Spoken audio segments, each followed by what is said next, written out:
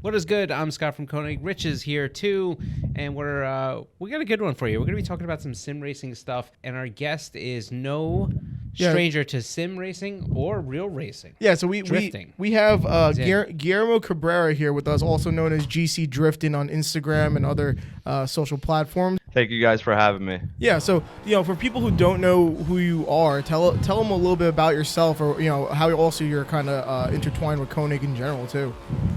Well, my name is Guillermo Cabrera. I started sim racing around 3 years ago.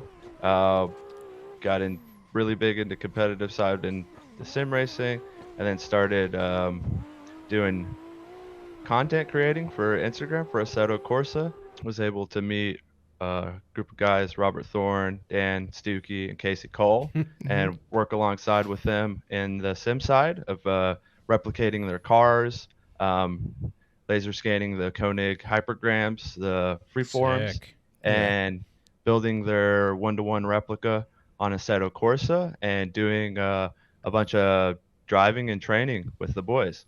Yeah. So Casey, Dan, and Robert are all drivers for us in Formula Drift, and you're actually part of Robert's team. You're the coach for Robert's Formula Drift Pro team, right? Yes, sir. I coach Robert on the sim, and I coach him while we're at the track in person, and I'm also his spotter and a spotter for Josh Love Drifting. All right, I have so many questions. I don't even know where to start. Right? Let's start here. So that's Robert's car. You see that? No, I'm with you. I'm with you. Guillermo, we got a couple of videos also, like B-roll going over some of your Instagram clips on the screen if people watch on YouTube. Oh, that's awesome. Yeah, so they can actually see you, with the same clips that you put on in social. And we're just watching one of the clips right now of you being a chase car in Robert's ASM build. Really sick. Phenomenal. My question is, all right, so we say, you're coaching. Now, before you really got big into sim racing, did you do a lot of competitive drifting yourself? Not competitive. I was just more of drifting like for fun. Okay. In 2010, I went to a school in Ohio. It was called University of Northwestern Ohio. Okay. I went in their high performance program, their automotive program, and at that point in time is when I first bought my first 240. It was a '89 hatch, and at that point I had my friends Jason and Nick. They assisted me with doing an RB25 Neo swap. All right. And I used that vehicle to kind of learn about developing a car, and I built it at school, and I drifted on their skid pads, and I went to a couple of tracks around Ohio, and that's kind of how I started with drifting. Right. So you had drifting experience before the simulator. And the reason I'm only trying to preface that is that we're starting to see more and more, whether you look at the Brand Sorensens or, even some of the guys in the Pro-Am level kind of learning to drift in a simulator and then making their way to an actual vehicle. So I'm just trying to place that's which even one like came Novak. first. Novak was originally just sim. Yeah. Yeah, now and he's a pro driver now. Yeah, at the time when I kind of got into it, I think the sim was really wasn't the biggest thing for me. So I had to kind of, learn the hard way, kind of put the car together and kind of start in a parking lot and then, do little donuts here and there and then kind of work my way up to it where I feel like now, you could kind of just start with a sim and then learn everything that everyone else 10 years ago had to learn. You can learn it in a very short period of time. Man, that's crazy. So when you say learn it the hard way, you got to explain it to me. So let me, I don't want to make myself sound like so old that I don't understand like how to use a computer, right? That's not what it is. But, there is this thing for me that I've never been a gamer, right? And because of that, my thought process, like I've always been I always like to race, like in a hobbyistic sense, like, I did drag racing back in the day, but like I don't, while I did some shootouts, I was never a professional driver by any scope of the means. I've done some autocross, I've certainly done a little bit of road racing, and I love to go to the track, but I'm not a gamer, and I certainly don't even know the first step about, other than reading some good articles or watching YouTube and kind of consuming these videos. what to even do. So I guess what I'm saying is, I've driven a few simulators and a few Fanatec rigs, and the one thing that escapes me is that I feel like the one part that I can't get to really feel real in my peripheral is the speed. So when I'm, let's say I'm coming into a turn or something like that, and I go to, brake, I feel like I'm always constantly later than I should be because I don't feel exactly how fast I'm going, and then I lose a lot of that in-car feel because I think that's what my body is used to expecting. So, when you say going from a real car is the hard way, like you kind of went that same route. Did you have the same issues when you first got onto a sim? When I first got onto a sim, I started with a belt-driven wheel, Mm-hmm. so it was a little bit of a kind of learning curve compared to like the real car. So I'm used to my 240. It was on cut knuckles back then, six caster, so it self-steered pretty well. Yeah. And when I first came to the sim, it was adapting to not having all the feel of the inertia of the car, Yeah. and then adapting to where I had to learn to kind of use my eyes as my guidance instead of using the feel of the car and when it's moving back and forth. So I had to switch really the way I drive completely, actually, instead of where I would feel the car coming out to where now I actually drive with my eyes and I look where I need to go and let everything else happen and I don't think about it and just focus with my eyes where I need to go. Um, and it was a little bit of a learning curve because of the style of the wheel. But the minute I got into what's called a direct drive, the steering felt very, very at home and very similar to what my real car felt like. Hmm. So it took me about a week after I got the direct drive to get kind of adapted to not feeling the car and having to just look at the screen and look on the track where I needed to go and where I needed to be. Hmm. So when you say you got to teach yourself to drive with your eyes, do you feel that now when you get into a car, do you feel that you're still driving with your eyes primarily? Yes, actually, I think that's what has made me that much better of a driver. I think that's really the opportunity that the simulator brings is that you change the style of your driving to instead of feeling where the car is going, you're physically looking and you're using your eyes to identify certain things and looking ahead compared to where in in the past I would just kind of feel where the car was at and flow with that and kind of just let the car do its thing instead of now where I'm really clinical on where I'm looking and positioning myself because of where my eyes are looking. Hmm. Now, do you feel that that's the big, like, if you had to separate things into very layman's terms, do you feel that that's really where that advantage comes from some of the people that are coming from the sim developed skill into a real car? Is that they're kind of looking first and then bringing the other aspects of their driving and their kind of technique in secondary? Uh, I do think that's one of the main things that that they're bringing. Having the muscle memory of the steering would be the second is just knowing what the wheel is going to do prior of it actually doing it and just where you're positioning your hands for the handbrake or shifter. So I think that's the secondary, but I think what's actually scaling someone's driving is learning how to use their eyes the best they can do when they're on the track. It's what I've learned to make me the fastest. Wow. That's interesting. Well, so I have a few questions in this regards that, like, there's a level of ignorance between Scott and myself when it comes to sim rigs because neither of us have one and haven't really spent too much time on a sim rig, either one of us. But for like the average person, because sims are becoming so popular now, like, do you think that this is kind of like a pay to win type of thing on like if you don't have a direct drive system or steering wheel or whatever, like is it even going to translate as well? Or if you start, like you said, you started on what was it? You said belt. Yeah, belt drive. Yeah, belt Belt drive. drive. Like do those people have the same kind of translation into the real life driving as opposed to people who have the better equipment? I would say that it doesn't differ that much because you still grasp the full understanding of what you need to do.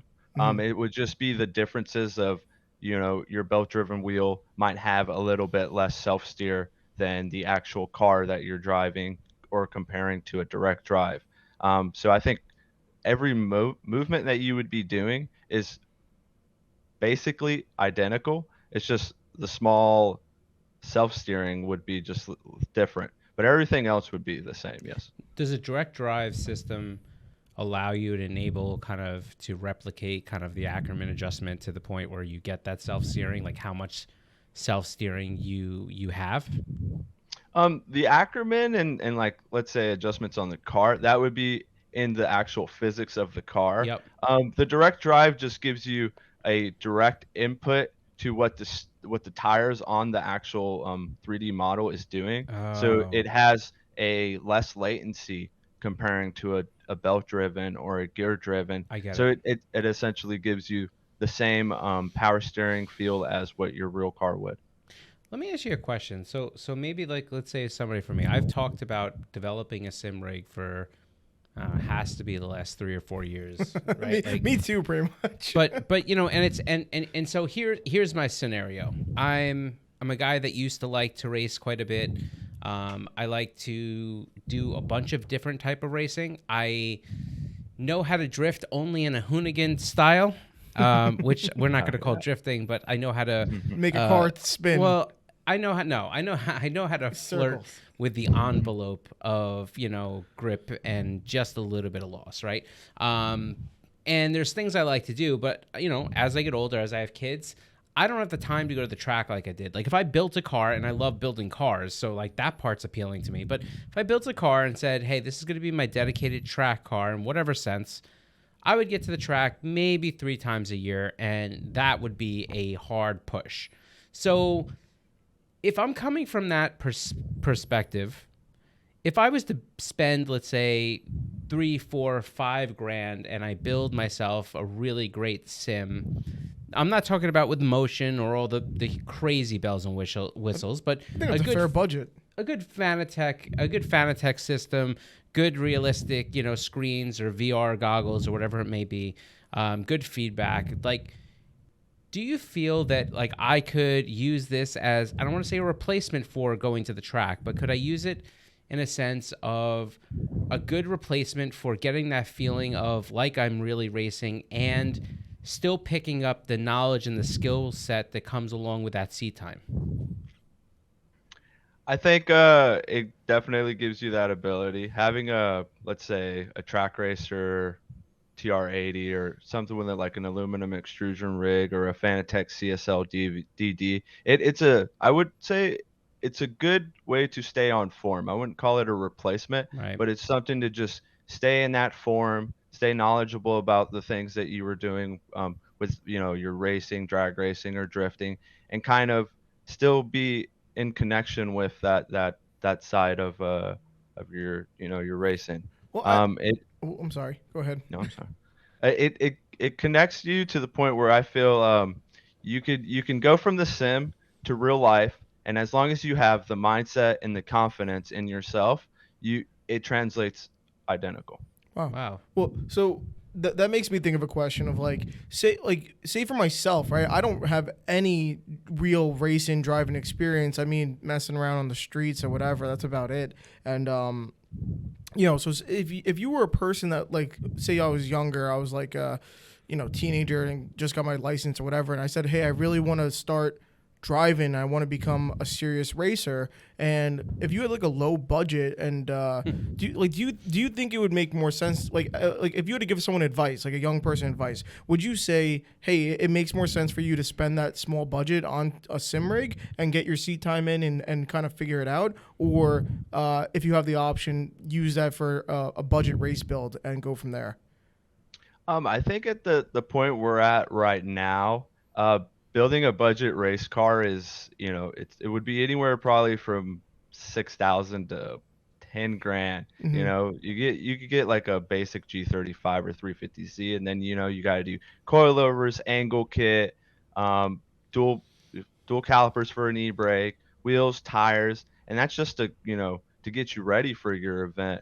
Where you could spend on the low side, you could spend around $1,500 and just get the direct drive wheelbase and get some Thrustmaster pedals or something to keep you on a lower end, and you can still get that same feel as a real car, and you can practice on the sim and put down a lot more seat time than what you would be able to do in a budget race car, and you could really catch up to those other guys that have 5-10 years of experience Hmm. just by sitting on your simulator for anywhere from 6 months to a year.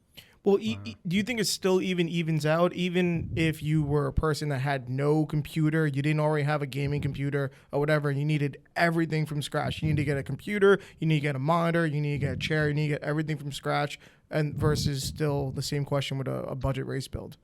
So when I first started, my PC was $800. I got a 32-inch monitor from Walmart that was $192, and then I bought the Simagic Direct Drive, which Hmm. was my first DD, and that was around $800. And then I had Thrustmaster pedals and Thrustmaster shifter. So realistically, it was roughly a little bit under 2,500, 3 grand, which at that price, you're really only getting maybe a car or a shell. Yeah. So it really it gives you the time to be able to invest, where if you bought a car, you have to invest a lot more time into prepping your car and then working to get to the track.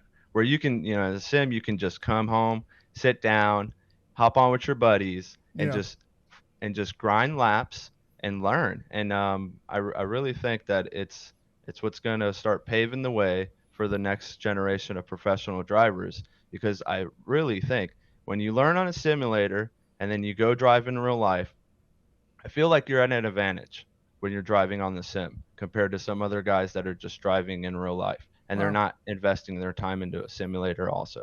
That's interesting. It's funny. It's like I've been kind of working with race teams for so long that I saw that progression happen where you started to see some of the younger drivers start to get into competitive drifting and things like that. And their main experience was like in the sim, right? They would come out of using a simulator and go to their first event and go from the first couple runs just trying to feel things out, but by the end of the day they're linking the course. And then you've kind of seen that, and then at first I remember some of the drivers kind of scoffing at that, like, that's interesting, that's not going to be the norm. And now I think you're starting to see most of the drivers, whether when they've been doing it for a long time, kind of learn new courses and use the simulator in a sense of just kind of getting themselves warmed in a sense for the different tracks or layouts or things like that.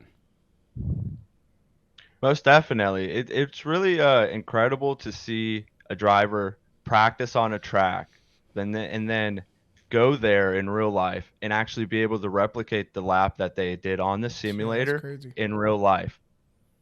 Yeah, Yeah. that's So in terms of Assetto Corsa, which I don't play, so I don't have a ton of knowledge on it, but I know that you guys run an incredible list of mods, to get the kind of same, I guess what would it be? visuals, and Yeah, everything to make it translate as well from the game to to real life in terms of I know when we spoke in New Jersey, you were telling me on how everything about Robert's car is to spec when he goes and practices on the sim, and it'll be, you know, you were saying down to these tires, everything's correct up in you know, to real life. Yeah, so I worked alongside with Dan and Casey a couple months ago on developing the GT radials. We spent about 3 weeks of going back and forth of me messing with the tire data, so that we could get a tire that felt and kind of represented what the real 295 GT radials that, you know, a bunch of the guys in the pro are using. Robert's car, I worked alongside with him measuring his suspension so that we were able to get the most accurate based off the measurements that we were able to get. And Robert being the guru who he is, I was able to get a bunch of like the coilover valving, a bunch of the spring rates and everything to get his car as dialed as we possibly could. And he tells me I have never had the opportunity to drive it, but he tells me it's perfect. So it's awesome to be able to have those guys so that I could work with them and do those things to get the cars driving as good as they do on the sim. That's well, I got one question. Go ahead. Good. So, so what I don't know though is like, so you get all the spring rates and everything and whatever, and you all the measurements whatever you need. So then, how do you actually implement that into the game? So in the game they have a data file. Okay. In the data file, you would go in there and they have what's called a suspension INI, and the measurements in there are in meters. So you would convert the measurements that we got for each arm and then implement them into there. And then we would get our caster settings. I would adjust the caster and based off like caster, trail, and KPI. And that's how we would get a... Is that crazy, Scott? So wait, so just That's let's dumb it down for me for a second, right? Now, when I say dumb it down, like I'm very used to things like tuning, right? Like I've tuned a lot of cars. I know how to tune standalone and stuff like that. So like I have a knowledge of this. So what you're saying to me is in a very similar sense of dialing and matching calibrations, you're able to open up a file and just like without knowing a lot of coding, right? You're able to basically say, hey, like, you know, my, the length of my lower control arm is this many millimeters, and you just replace the number, and then the length of let's say my camber settings are set at this, and you know my toe adjustment is this, and you're able to get the game to recognize how that is and give the feedback into the steering wheel the same way. Yes, based off Robert's information, right? Like I'm saying, I've never had the opportunity to drive his car. Right. My G35, I measured my part shop max kit, and I, with the help of Chris Witowski, the guy from VDC, he helped me bring it into the game. And that one I can say it feels identical. I could go out and drive my G and come back on my sim, and it feels to the T. But yes, not much coding goes into it. Because it's weird, every vehicle in Assetto Corsa has what's called a data file, and then there it's just all measurements. So I could, let's say I have a 350Z, right? So let's say I want to recreate roughly my car to an extent in 350Z. My 350Z in Assetto Corsa. I start out with a base 350Z, right? Mm-hmm. That data file is there, like you're saying.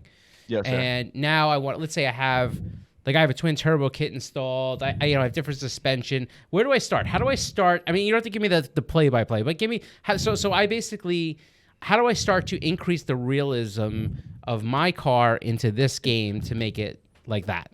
So we'd start off with your engine package. You got a twin turbo. We'd start with your dyno graph. We'd take your dyno graph from real life, and we'd hop on this website. It's called dynograph.ac, and in there we would replicate your dyno graph and your map from your real car into the game so that we could have your exact engine and torque. It makes so much sense. Then after that, depending on, let's say if you have cut knuckles or 25 millimeters extended lowers, etc., we'd just in the suspension INI, we'd have the car in Assetto in the custom showroom, and we'd look at the suspension aligned to data, and then via there we would make our small adjustments on extending the lowers and making different placements of your tire rod location to get your angle kit.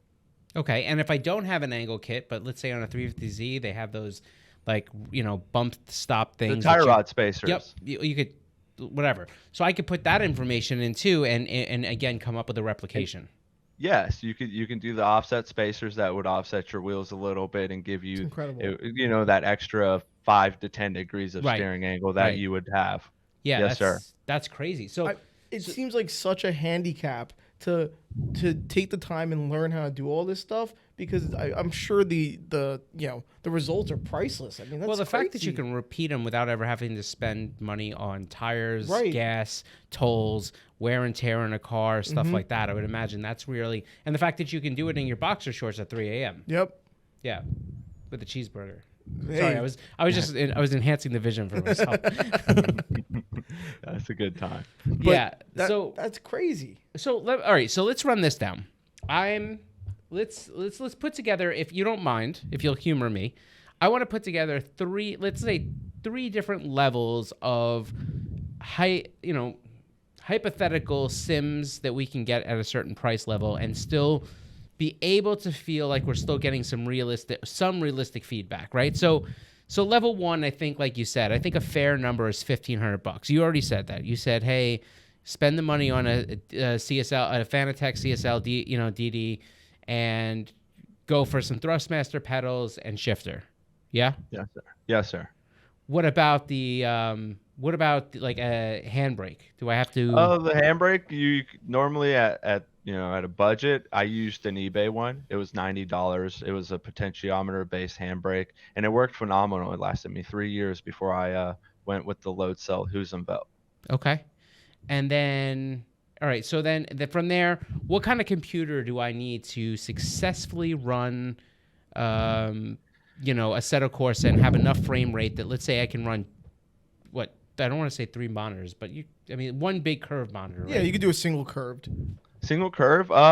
You could do it. The specs for Assetto are very lenient. I used to run a 6700K Intel with a GTX 1080, Okay. and I ran VR and my 49 single screen. So it's not too bad when it comes to your PC. At what resolution? And that was at a 1920 by 1080. 1080. So like if I get like, let's say, a lot of these computers coming now, I don't know a ton about computers, so forgive me if I sound super ridiculous. Yeah, but I could translate. But let's say I have a decent, i5 the equivalent to it, the Ryzen, the AMD Ryzen stuff, right? Yeah. I have like the Ryzen 5, right? Mm-hmm. And then and I run, like, let's say 16 gigs of memory. Is that enough to? Well, here's a question. What kind of GPU are you running right now, Guillermo? At the moment, I'm running a EVGA FTW3 3080 water cooled. 38. Oh, so it's a pretty beast. And EVGA is like, that's what I run too for graphics cards, and it's the best. Yeah, they're my favorite. I have a MacBook. Do you know how many VRAM gigs there is on that? I think on this one, on the 3080, I think it's 16. 16's a lot. My God, that's a lot of video RAM. Anyways, okay, so you have a pretty beefy setup, and then so do you, like, I still have a 1080 Ti, and do you know, like, I would be completely fine running Assetto Corsa, but if you were a person that had a little more dated GPU, like say a 980 or something, like, are they okay? Or Yeah, like my buddy, I helped a buddy transfer from Forza to Assetto Corsa, and I sent him a super budget PC. I think it had a GTX 980 in it. Mm-hmm. I think it was like integrated to the motherboard, and it ran Assetto Corsa with 60 frames and about 20 people in a game. Wow, that's good. It really starts getting heavy on your PC when you start driving with other guys that have like liveries and replica skins that are 4K and 8K. That's really where it starts to get heavy on your PC. But Assetto Corsa, with a very budget PC, you can run it. You could even run it off a laptop. Can you lower textures or something like that in the game to just kind of blur out those details so you can run at a higher rate? Yes. If you're looking at like optimizing your frames, you could definitely get, because Assetto has gotten to the point where they got this like hyper realism setting called pure. And it makes the game look incredibly real. But you can run it without that, and change a couple settings in there, and it would run with a basic PC for sure. Cool. So would you say secondary to kind of that quote unquote budget area would be, let's say, um, well, what would you say? Let's What do it that way. Secondary, I would say you're looking anywhere from 3,000 to 5,000. Well, geez, that's secondary. You're starting to kind of get where you're trying to have pedals that kind of feel like a Like race car. pedals? Yeah, like pedals like from a real car. Because that's really the big difference when you go from the Thrustmaster to, let's say, the Simagic or Husenvelt or V&M. Mhm. They really gives you that immersion feel with the pedals and the handbrake and the shifter. So 3,500 to 5K, you're looking at around like the Husenvelt pedals or the V&Ms, and that those a little different because they go from being potentiometer to load cell base. So it goes from everything being based off load. And So that's like that's the Fanatec pedals that would be like the inverted or yes, non. like the Yeah. inverted V3s, those Yep. are load cell. So Yep. that's kind of where that jump goes. Is it's just a different style of how they're read and stuff. Nice. And so now we're we're shooting above that. This is where you're probably putting in the full motion and kind of adding a lot of the kind of ancillary things onto it to be able to really start to make the feel that much better, right? Yeah, I would say like your level 3 rig, where you're trying to really, get everything out of sim racing. You're looking anywhere from 10,000 to 30,000. Hmm. Where you're starting to get into the, let's say, the next level motion rigs, or the this just a bunch of crazy motion rigs. I have a guy that I train, his name on Instagram, Augmented Racing. You should see some of his videos. He has a $30,000 motion rig that replicates everything like his real car. Max will probably pull it up on the screen for us, actually. So that'll be It's really. got this. Yeah, that'd be insane. But yeah, go on. But it's just really crazy what you can get into when you start looking at all the high end stuff. What do you think about those the platforms that, like, do the I guess like the actual motion when you're driving and stuff, and people have like the fans going so it simulates wind and whatnot. I think it makes the sim driving a lot harder when you have all that other attributes to the motion to move you left and right. But So like I think harder in a good way, as in if you were really like harder in the sense that like you're obviously competing with some other things, or harder in a way that it doesn't translate as well to a real experience. harder as you have more elements to Yeah. fight with, so it makes it that much more immersive and closer to a real car. So that's because I personally think when you're just sitting at your rig and driving with no movement, Hmm. you can kind of get in a very relaxed state, and you're just driving, having fun. Where like you have the motion rig for Joe, you have to really kind of be on top of it because you got, a rig that physically throwing you around, replicating the exact feel of what you would be getting thrown around in a real drift car. My God. Yeah, those setups Yeah. are insane. We got one running right now, and they're just incredible. So I when we spoke in New Jersey, you were telling me that you did a couple drifting events in real life. I guess in your G35, I guess, right? No, actually, I was able to compete 4 rounds of full lock drift pro am. Uh huh. With the help of Dan, Casey, Robert, Josh, and Nick Geminis, I was able to compete in the first 3 rounds in Nick's S13 coupe. It's a S13 coupe Oh yeah, with that's right. a Okay. VQ powered, a nitrous VQ power in it. It was full part shop max kit. It was an awesome time. The first round I had a little bit of difficulties because the coilover on the right front was bent, and we didn't know that. So it was having a really tough time with the steering. So I wasn't able to qualify that round. But I came back round 2 a couple days before the event. I put in a lot of work and got the car 100%, and I was able to secure a second place for that pro am Jeez. That's in the awesome. car. So Congrats. it was thank you. It blows my mind because I've never drove the car. It's really been a few months since I've actually got real life seat time, and I was able to wake up, come over there, hop in a car, and with less than like 20 laps on the track, and in a car that I've never really driven a lot, I was able to secure a podium against really really good guys and a bunch of guys with what I thought were incredibly like high level pro am cars, and I was in a somewhat street car. So it was a lot of fun, and honestly, I give it to the simulator because it's what has been able to give me the ability to go out there and be as good as I am behind the wheel. Something tells me that after this podcast, I may be about $4,500 lighter in the pocket. uh, You DM me, I'll help you out. All right, Set all up. right. I got a couple last questions, and one would be in response to the drifting event that you did. So like you said that it was a couple months since you had actual seat time. When you were on the track in the S chassis, like how did your body react to actually pulling G's and actually having like that's the one thing you don't get on the sim. Like you're actually gonna get that kind of inertia and just kind of pull. So how difficult did you find it to adjust to that when you were on the track? It was actually quite crazy because when I hopped in that car, I it's like I was saying earlier, nothing affected me. I just initiated. First time ever getting in the car, first lap out. The guys were like, take it easy, go feel it out. My first lap, I went out, clutch kicked in, flicked it in, handbraked, and I was like, just started looking where I needed to go, and I was just flooring it.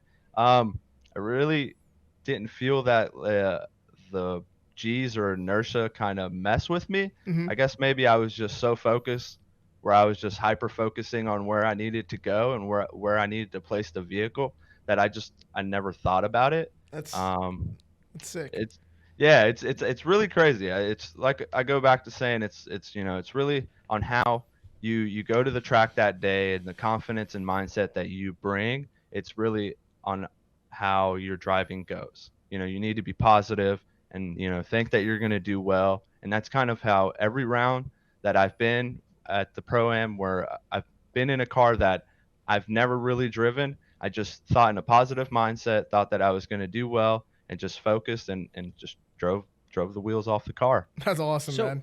let me ask you a question. And now we're probably getting into too much about me and It's okay. but like, No, sorry. it's Let's say I get my hardware set up. I buy a computer that's capable of running Assetto Corsa. I download the game. Can you tell Scott wants a sim?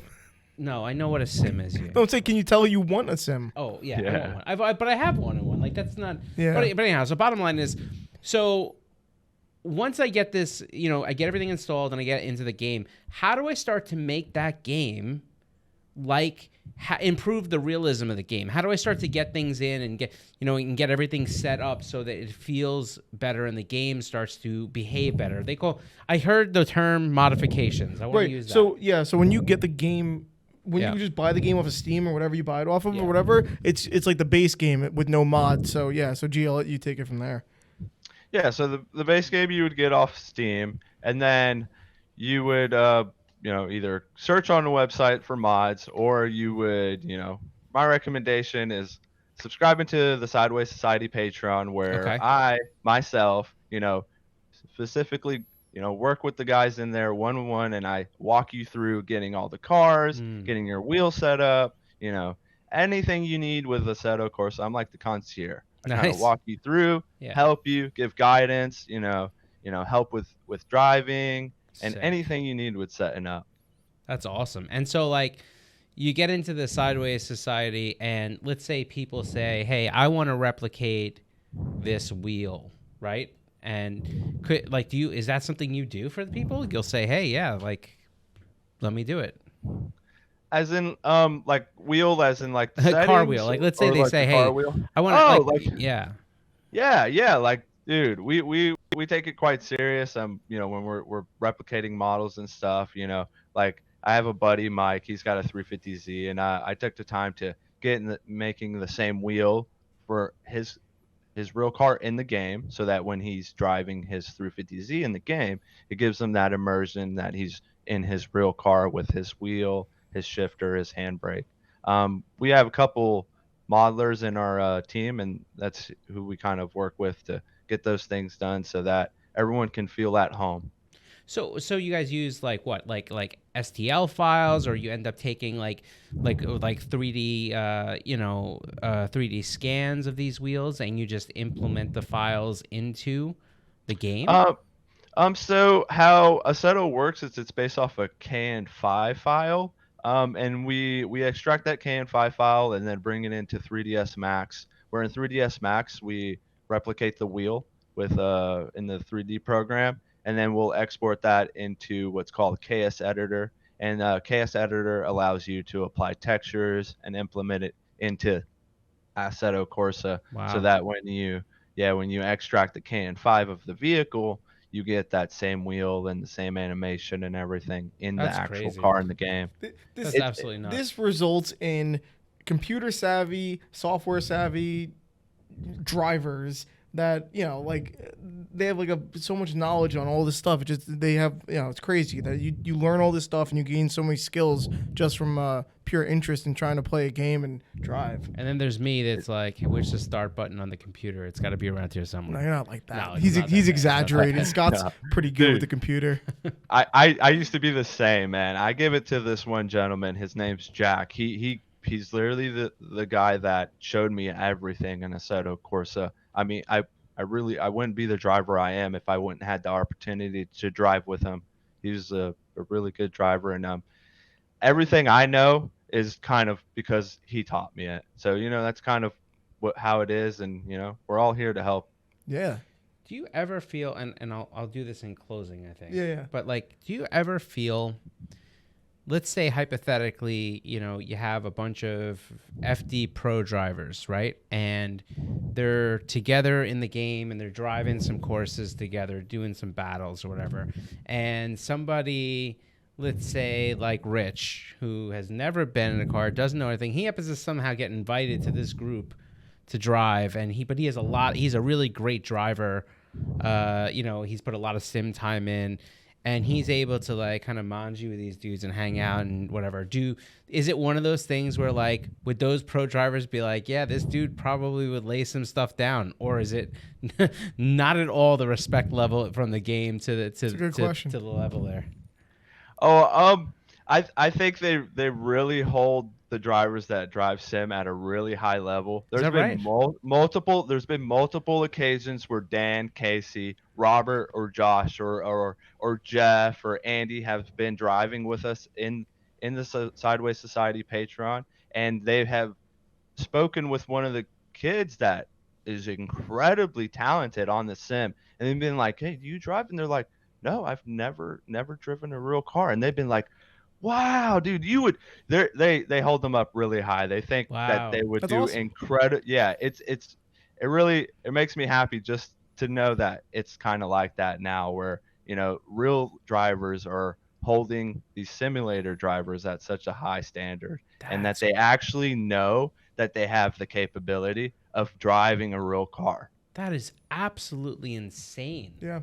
You know what I mean? Like, it just, if that's not a testament to how far This has all come. this is, Mhm. well, you say how far it's come. It's coming. But that's my okay. point. I stand Like, corrected. You're right on the cusp of this thing turning into a mainstream deal in the sense of it's what you do simultaneously while you're drifting or before. But my point, what I was trying to say earlier, is that not only that, but now these kids, if they want to get serious, they're going to go out there and go take measurements on their car. They're going to learn how to take scans or whatever it is and learn the softwares, and they're going to get all these different things Yes. from real life to Yes. the game. But let me just go one step further. You create a whole bunch of Yes. Guillermos, and Yes, we but have a but fleet of incredible You're drivers missing- out there. You're missing one big thing. Mm-hmm.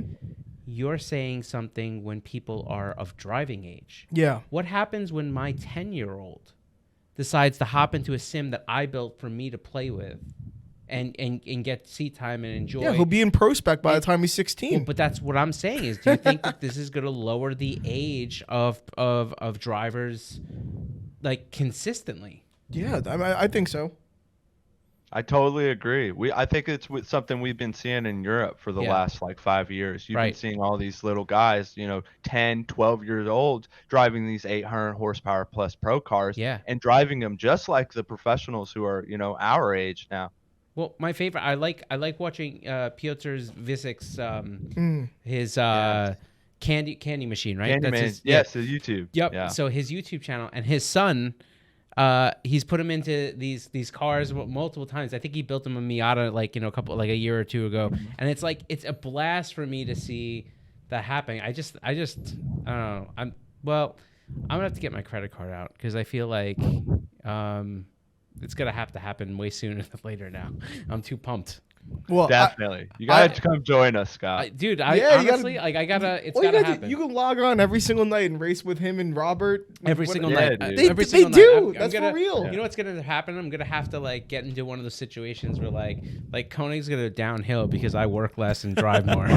Every night when I leave the office, I go, "Good night, Scott." It's gonna be him on the sim rig, be like, "Yeah, I'm gonna be Right. late tonight." I'm gonna work at the Come on over with here. you. Oh man, That's awesome. I'm gonna poke into his office in our late night, Scott. He's gonna be like, Right. "Yep." Yeah, you're just gonna see the light. Yeah, glowing. yeah.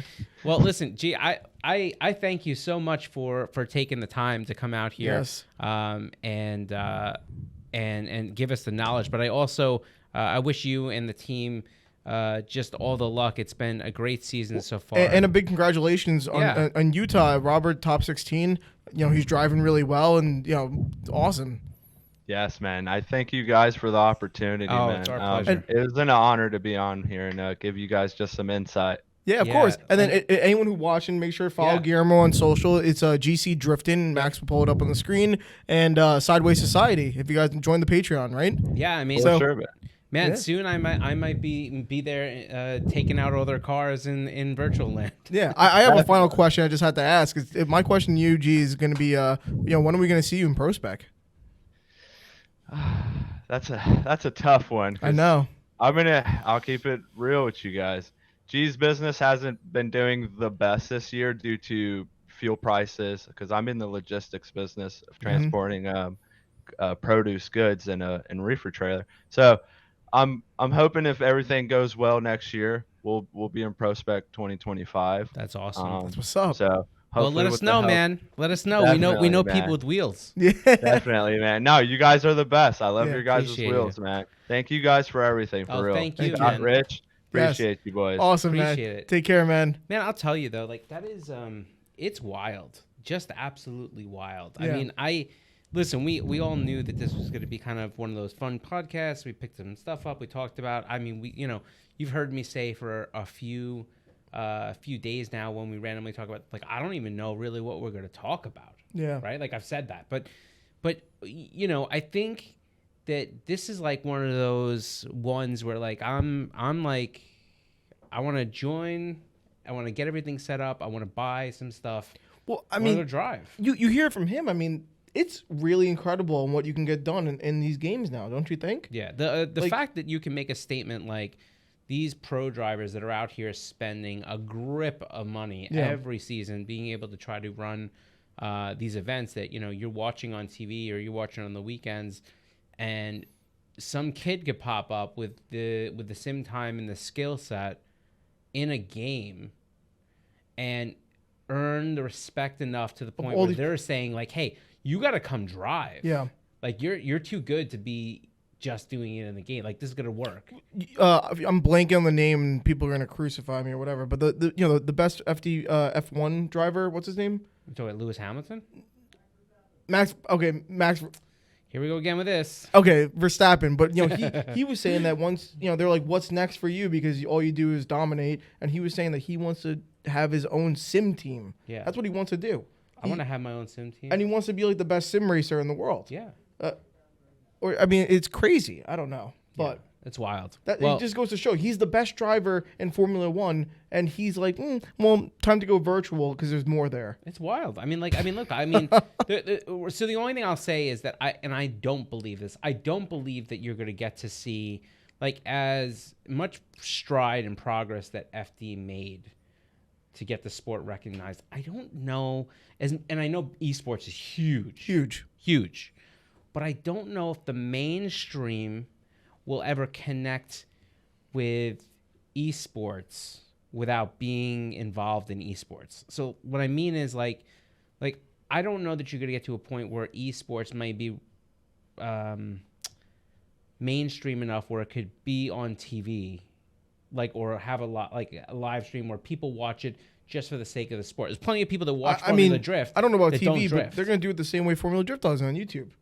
I know, but what I'm saying is like I don't know that the mainstream person would carry over. I think if you're into gaming and stuff like that, it works and it carries over no problem. Oh, I see. You see what I'm saying? Yeah. But it's super interesting to see how, like, if they're held in the same regard, like, could that possibly happen? And I've been to some of these e-gaming, the drifting competitions, and Grid Life did one a couple years ago, in Vegas, and it was pretty fun to watch. You know what I think appeals more though? I think since there's a wider reach, I think more people play video games. So I think that the appeal, like you said, you had to be a video game person to be into it. But there are more people who play video games that play soccer. No doubt. You know? Yeah. Yeah. So it's dope. I'm super pumped. I really want to go spend a lot of money right now. All right, cool. So thanks for hanging out with us. We appreciate it. We don't forget to check out G's channels and his social media because one, super cool dude. Two, you know what? Being able to kind of throw all this information out into somebody that, you know, we love the educational sense that we get, whether it be from YouTube influencers or from drivers or just for people that are out there throwing a lot of content online for free without anything in return, no strings attached, just trying to spread racing, automotive enthusiasm throughout the space. And you know, G does that in a way that's incredible from the simulator side and now also in real life. So make sure you follow him. Make sure you check that out. Thanks for hanging out with us. We'll be back here next week when we do the podcast thing all over again. Take care. Peace.